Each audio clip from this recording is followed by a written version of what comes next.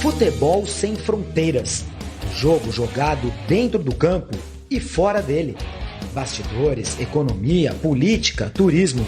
O podcast do UOL para quem gosta de futebol internacional e tudo o que vai além de um simples grito de gol.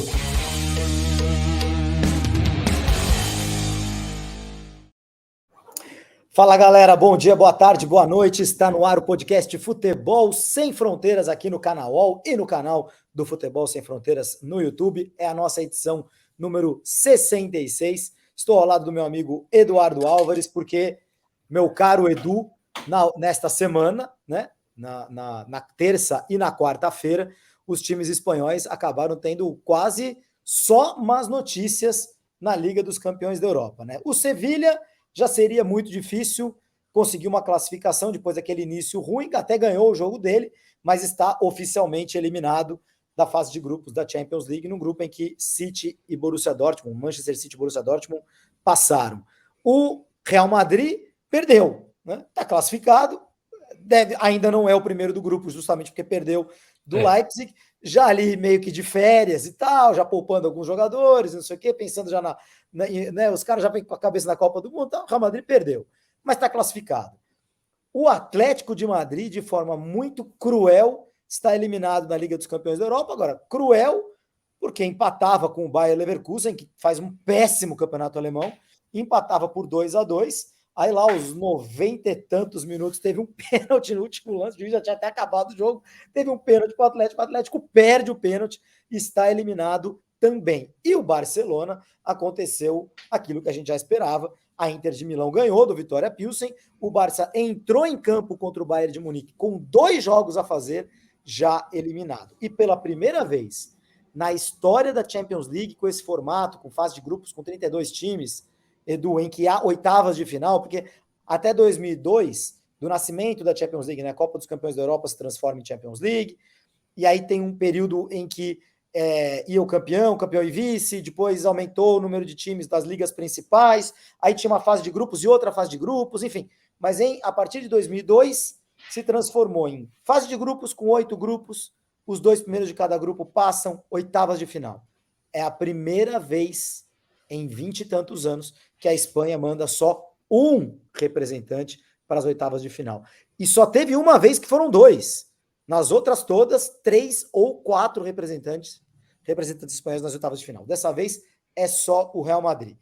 Eduardo Álvares, da BBC Radio, meu grande amigo, o que dizer dessa crise do futebol espanhol em termos europeus? Ou não há crise nenhuma e foi só acidente de percurso? Não, eu acho que isto é uma tendência muito clara que vinha aparecendo nos últimos, eu diria até a última década, tem mais milagre do que ciência. Teve uma fase que o campeonato espanhol tinha 2 times muito poderosos e incluso o Atlético entrando, e depois tinha uma classe média que conseguia competir muito bem na primeira fase da Champions e na Europa League. Então, Real, Barcelona e Atlético, que chegou a 2 finais, conseguiam concorrer e ganhar títulos e representar muito bem o futebol espanhol. E depois tinha Villarreal, Sevilla, Atlético de Bilbao, Valência em alguns momentos, que fizeram campanhas muito boas. A Real Sociedade também teve campanhas boas. Betis. Tinha 5 ou 6 times que conseguiam concorrer com os times ingleses, com os times franceses, com os times alemães e ganhar títulos de uma forma bastante... Mas nos últimos anos já era mais questão de milagre do que de estrutura. Por exemplo, o Villarreal chegar nas semifinais da Champions do ano passado é uma coisa inacreditável. Sobretudo tendo passado pela Juventus, pelo Bayern, assim, é uma coisa que não dá para explicar. Porque perde do Liverpool, né? Passa pelo Bayern. Desculpa, passa pelo Bayern, perde do Liverpool e ainda dá um susto no primeiro tempo do segundo jogo. Ia ganhando e parecia que ia dar guerra, mas o Liverpool reagiu muito bem no segundo tempo e acabou eliminando. Mas isso era uma coisa completamente inexplicável. Não era porque o time do Villarreal está muito bem montado com as sobras de times de segundo nível da Premier League e com sobras de times, estou pensando em Parejo, estou pensando em Morales este ano, está comprando jogadores que não são de primeiro nível, nem de segundo nível até. É um time que estava bem treinado pelo Emery e que agora, como vimos, acabou indo para um time que foi o 15º classificado do campeonato inglês no ano passado e deixou o Villarreal, um time com... Vamos fazer um parênteses disso, porque eu É, queria trazer esse assunto mais para frente, mas já que você sim, já tocou, já podemos falar agora. Porque eu acho que é um pouco, sinaliza, né? O Villarreal, no começo da temporada, ele perde o Stupinhan para o Brighton, sim, que é um sim, lateral esquerdo de Copa do Mundo, titular do time, etc. Mas não só isso, né? O Real Madrid perdeu, não conseguiu trazer o Mbappé. Tudo bem, foi uma decisão do Mbappé, mas não conseguiu trazer o Mbappé. O Sevilha perde o Diego Carlos, que era um é, zagueiro importante, para um time médio inglês. Muita gente de qualidade sai, não para o Casemiro, sai para o United. Quer dizer, muita gente sai do futebol espanhol, assim, não em grandes transações, assim, aquela coisa do dia a dia, que a gente está é, muito acostumado a ver aqui no Brasil, né? Sai todo mundo, vai embora todo mundo. E a Espanha perde até o técnico, até o Unai Emery vai embora do Villarreal. Não é que ele foi mandado embora, ele resolveu sair para ir pegar o Aston Villa. é, é. E aí se vê duas coisas. Primeiro, os direitos de TV da Premier League são exatamente o dobro dos direitos de TV do Campeonato Espanhol. Eles ganham o dobro do dinheiro. A distribuição é bem mais equitativa, mas a base é o dobro do dinheiro. E o que tem acontecido no Campeonato Espanhol é que, de forma tímida, tem ido se igualando um pouco mais a distribuição. Então, nos últimos 10 anos, os times menores dobraram a quantidade de dinheiro que eles recebem e o Real Madrid e o Barcelona cresceu 10%. Então, a questão é, isso não é suficiente. Não conseguimos mais reter os jogadores. Equilibrar é bom, né, Edu? Sim, Equilibrar é bom, mas porque senão a gente vai continuar tendo aqueles campeonatos que o Real Madrid faz 105 pontos, o Barcelona 101, que não era legal também. Mas é que o bolo não cresceu tanto, né? o problema é que se o bolo não cresce, você está repartindo miséria. Essa é a questão. Está repartindo migalhas. Então, não é bom nem para o Real nem para o Barcelona. Lembrem-se quando o Florentino apareceu para anunciar a Superliga num programa ridículo de TV que tem na Espanha, que não entendo, a estratégia de comunicação não parecia muito acertada, mas ele contou, os clubes de primeiro nível estamos quebrados, e parecia que ele estava exagerando para fazer a competição dele. Pouco tempo depois se viu que o Barcelona realmente estava quebrado e que o Real, se você interpreta o que tem acontecido na janela de contratações do Real nos últimos 4 ou 5 anos, ele vendeu muito mais do que comprou. Ele deixou sair jogadores super importantes, com as explicações que possamos dar, mas o Real saiu dos últimos anos a zaga titular, Varane e Ramos, saiu Casemiro, saiu Hakimi, que era um lateral super promissor que venderam por 40 e tantos milhões. Eles foram, deixou sair Cristiano Ronaldo, o maior jogador do time. No momento que ele teve uma birra e decidiu, tá bom, tem 100 milhões, manda.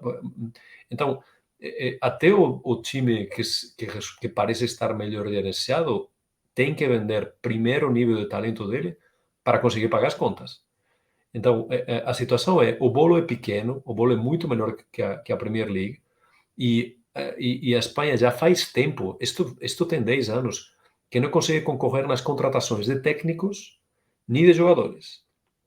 Isso no primeiro ano, segundo ano, terceiro ano, que o talento dos jogadores espanhóis, que as contratações, que os times técnicos identificando jogadores bons, ainda estão trabalhando, dá para aguentar, mas eu acho que nos últimos anos está bastante claro que só Real e Barcelona conseguem concorrer, e o Barcelona está conseguindo concorrer antes porque tinha o Messi.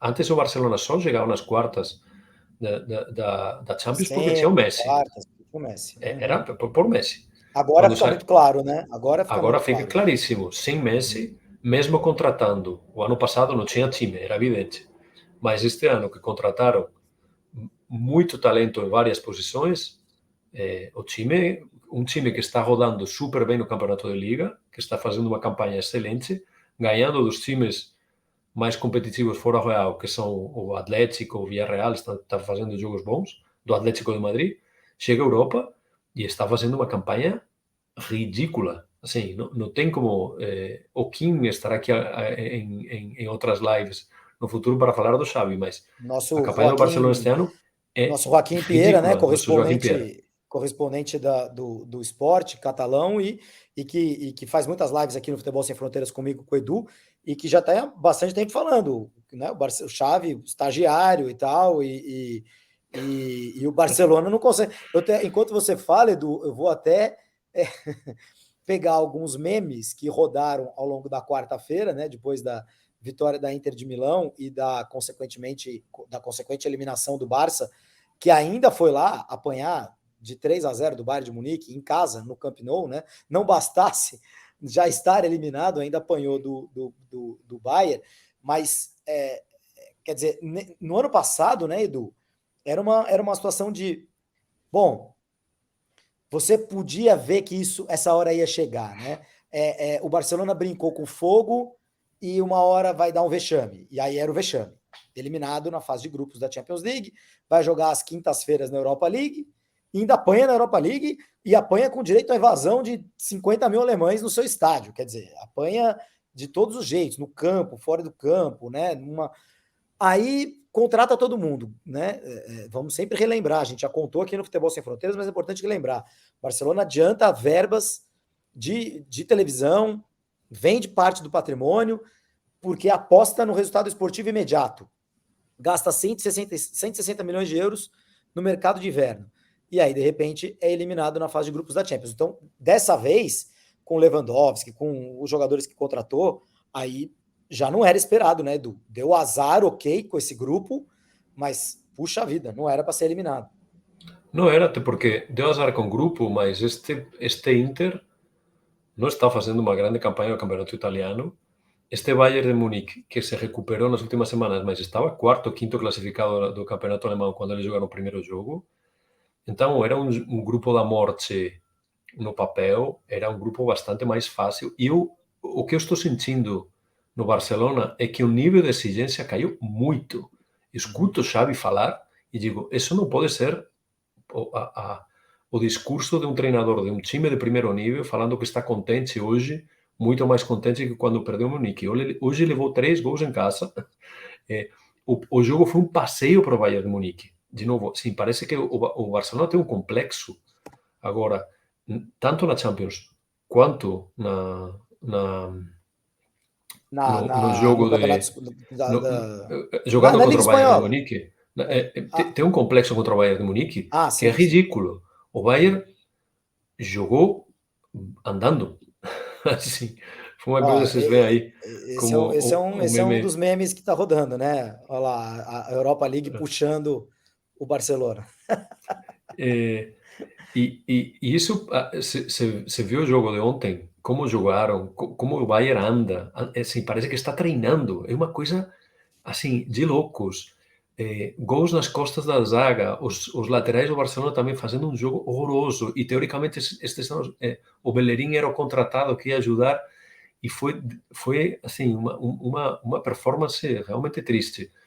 Mas me preocupa que o nível de exigência seja esse que, cara, estou contente hoje. Como está contente? Você não pode falar isso. O Xavi falou isso, né? Xavi falou isso depois do jogo. Não dá para falar isso. Você tem que falar, olha, este não é o time que eu quero. Sabia que estávamos eliminados antes do jogo, mas tem que dar outra cara. Tem que tentar ganhar este jogo, até porque os pontos da Champions, mesmo quando você não se classifica, valem milhões.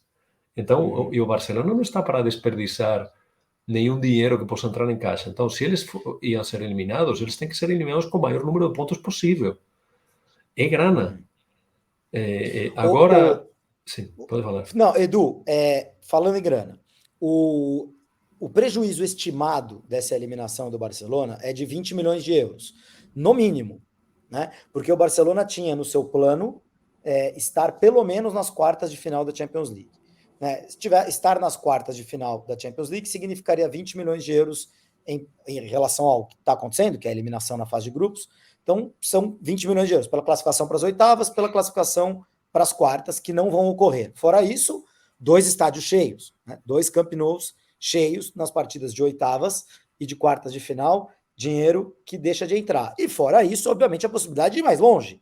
Se estivesse nas quartas, poderia ter a semi, poderia até a final e ganhar mais dinheiro. Se o Barcelona for campeão da Europa League, coisa que não foi no ano passado, ele recupera 14 desses 20 milhões aí. Quer dizer, esse prejuízo o Barcelona vai ter.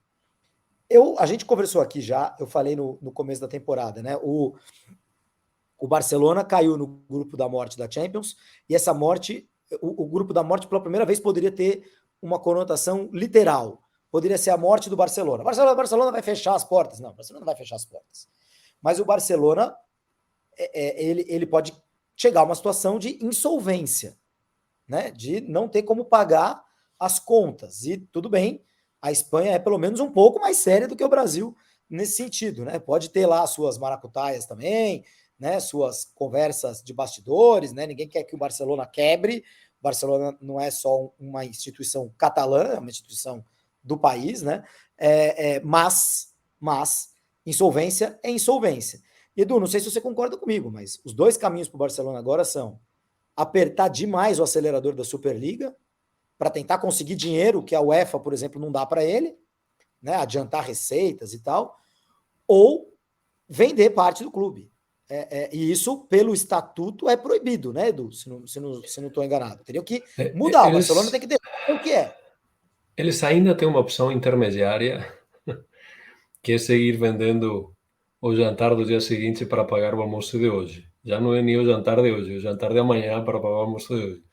Eles ainda têm patrimônio para vender, menos, e já seria uma situação trágica, mas na política do Laporta, que seguir adiante em algum momento funciona, eu acho que eles ainda vão tentar alguma famosa palanca, alguma famosa alavanca a mais, antes de dar um passo para a sociedade anônima.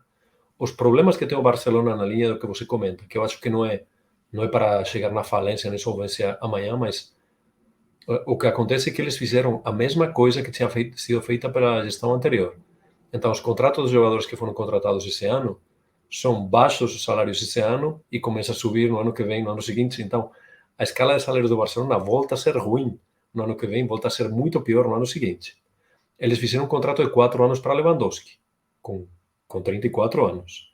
Eles tomaram algumas decisões que estavam baseadas no fato de que se o clube tem sucesso, esses 20 milhões que você comentava, pode ser muito mais, poderia ser uma receita muito maior, porque você contratou grandes estrelas, e se essas estrelas jogam jogos de alto nível, você vende mais camisa, você está, assim, não é apenas a TV e o estádio, tem uma série de direitos e uma série de movimentação de grana ao redor do time que acontece mais, se pedem para jogar mais amistosos, é convidado para mais ações de propaganda, se tem uma divisão de direitos com os jogadores, de direitos de imagem.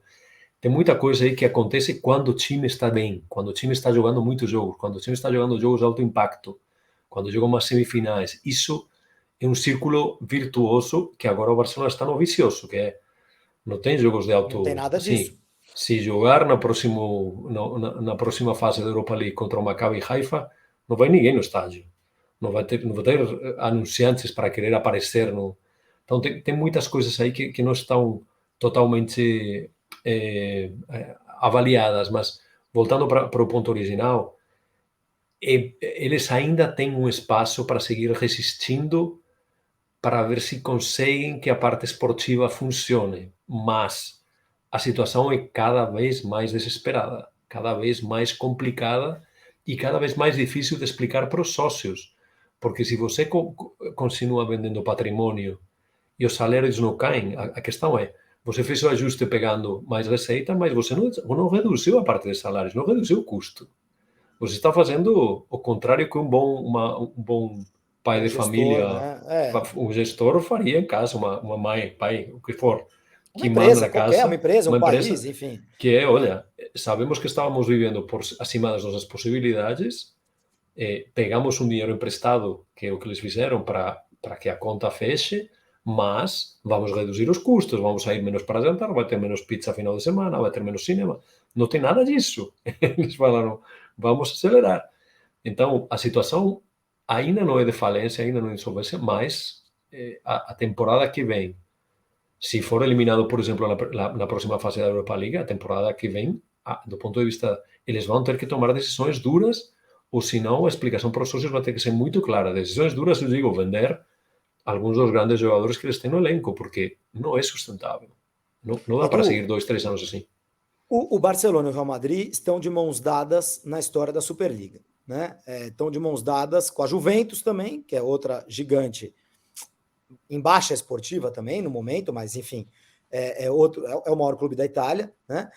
Então você tem Real Madrid, Barcelona e Juventus puxando por uma Superliga que, quando o Florentino faz o anúncio ali, havia 6 clubes ingleses nessa Superliga. No dia seguinte não tinha mais nenhum clube inglês, porque os torcedores não gostaram do conceito, né? Esse conceito de uma Superliga, de uma elitização do esporte, ninguém entra, ninguém sai, enfim. A opinião pública inglesa foi contrária e as diretorias desses clubes retrocederam. O Bayern já nem tinha entrado, pelo menos no momento inicial, né? Disse que ficaria de olho, e o PSG também não, aí já por uma razão política, pelo fato do Al-Khelaifi, o emir lá, que toma conta do PSG, ser um cara alinhado com a UEFA e não faria isso. E de resto, Edu, não tem mais.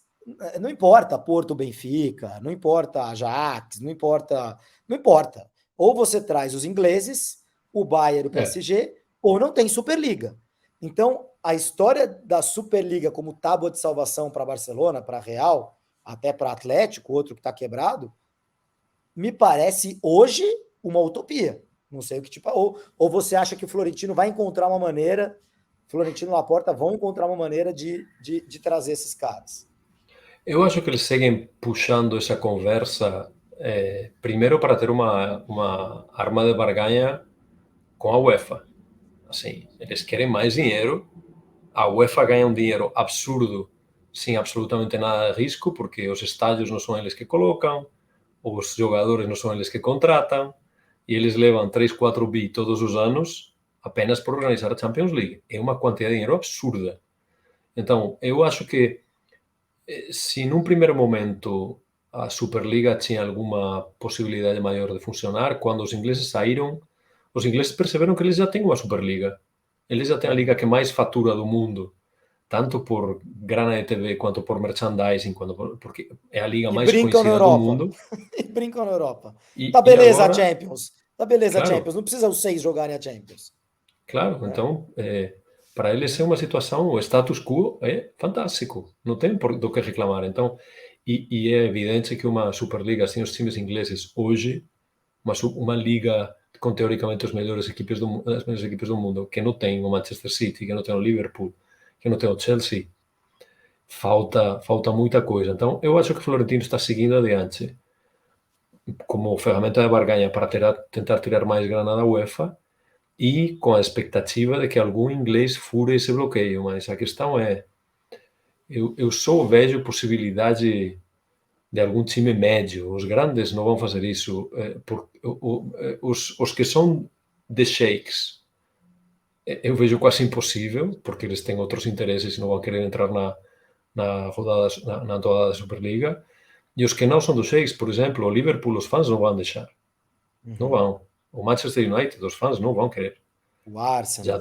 Já tem muita controvérsia com os proprietários dos clubes que não são árabes milionários, que são americanos milionários, como para que eles ainda procurem mais um motivo de discussão com a base de fãs deles. Então, eu não vejo os ingleses entrando, tem uma situação muito confortável hoje.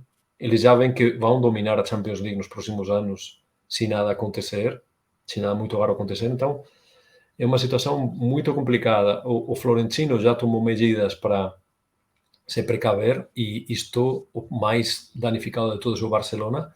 E não falamos muito do Atlético porque a situação do Barcelona é muito gritante por essa aposta que eles fizeram, mas o Atlético está numa situação, já falei algumas vezes nas nossas lives durante a semana, uma situação desesperada o Atlético. É que se fala menos, mas o Atlético está absolutamente quebrado e esta eliminação da Champions para eles é gravíssima, gravíssima, um golpe duríssimo.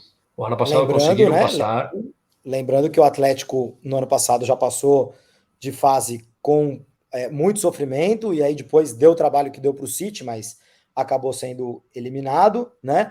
E dessa vez, relembrando, né, para quem está pegando a gente aqui na reta final do programa, que o Atlético ontem, na quarta-feira, precisava ganhar do Bayer Leverkusen em casa para se manter vivo na Champions League, para precisar de novo de outra vitória contra o Porto no Dragão, ou seja, seria um jogo difícil e tal, mas um jogo em que ele só dependeria dele na semana que vem. Mas o Atlético empatou com o Bayer Leverkusen por 2-2, Bayer que faz uma temporada terrível na Bundesliga, ou seja, um time fraco, né? E o Atlético teve um pênalti no último lance do jogo. O juiz já tinha acabado o jogo, o VAR chamou, tem um pênalti aqui, o juiz deu o pênalti. E como é que foi o lance? O primeiro, quem bateu foi Bateu Carrasco. o Carrasco, o Ele, goleiro ele defende. bateu forte, mas muito centrado, o goleiro defendeu. O rebote da bola foi na cabeça do Saúl, que cabeceou na No trave. travessão, A bola voltou de novo para os pés do Renildo, que chutou, e um zagueiro do Leverkusen tirou da linha e desvia. jogou para fora. É uma jogada de uma crueldade, conhecendo a história do Atlético, que eles pensem que estão eliminados. Aí volta o juiz com o final do jogo apitado, volta E para dá o um VAR, pênalti. dá um pênalti para eles. Eles todos pensando, podemos, ainda podemos, etc. E aí tem 3 chances na mesma jogada. Cara, os jogadores estavam... E um ponto que tem que comentar, os fãs que parece que desfrutam dessas situações, os fãs do Atlético ficaram mais 45 minutos cantando depois do fim do jogo, com os jogadores chorando no gramado, impressionados pela torcida, que sinceramente eu acho que são masoquistas, porque eles curtem mais isso do que ganhar um jogo, é uma coisa impressionante. E muita gente passou a quarta-feira nos Trending Topics o nome do Simeone, porque com a quantidade de jogadores que o Atlético tem, Edu, a impressão que a gente tem, o Atlético, ao contrário do Barcelona, tudo bem, ele tá quebrado também, mas o Atlético tem mais jogadores para vender, eu acho.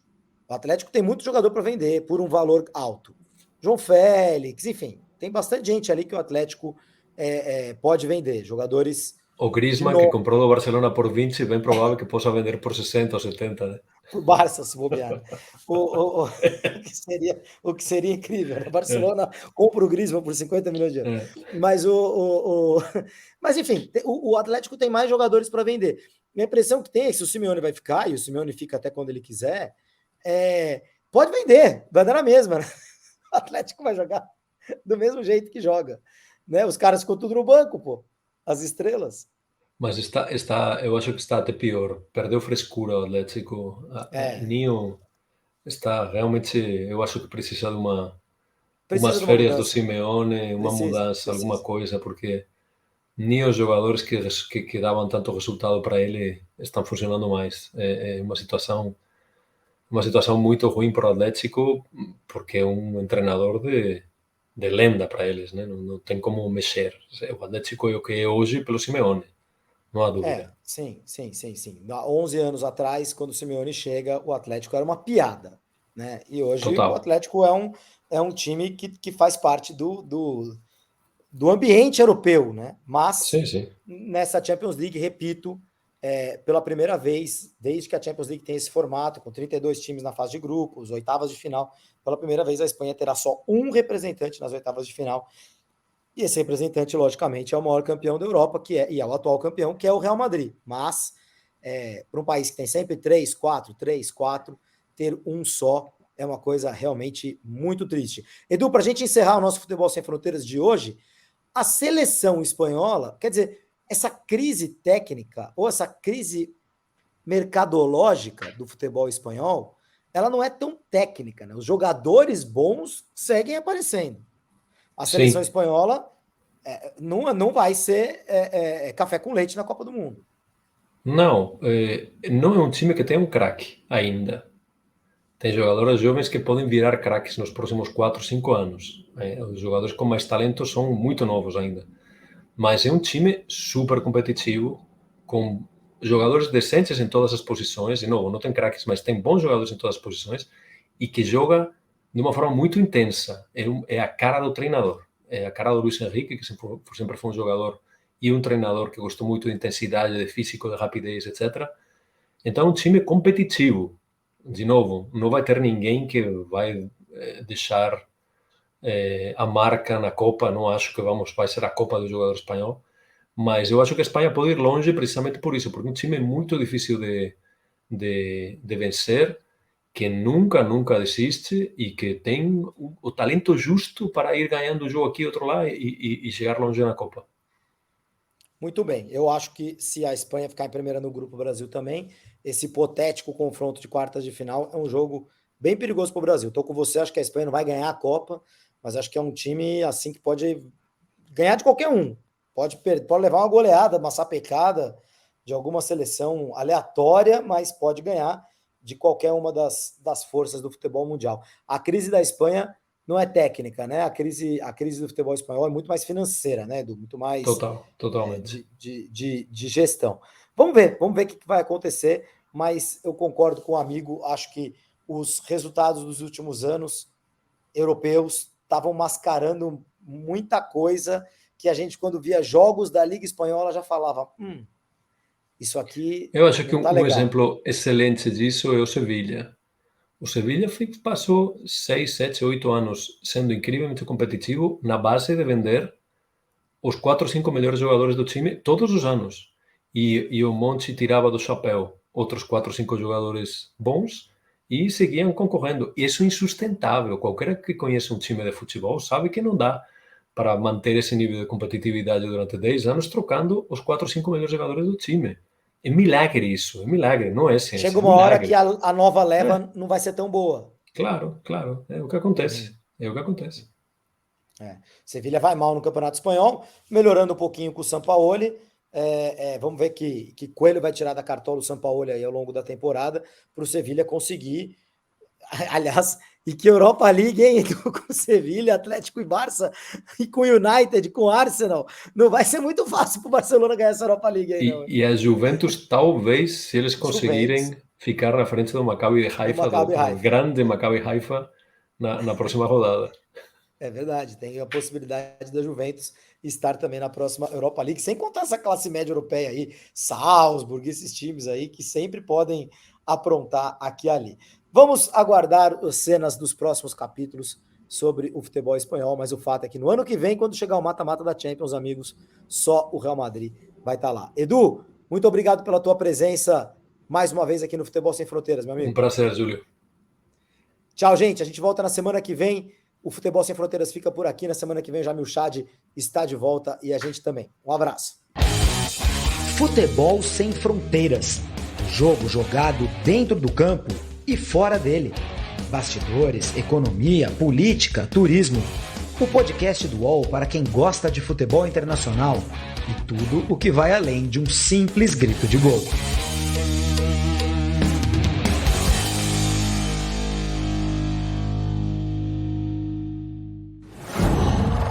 UOL.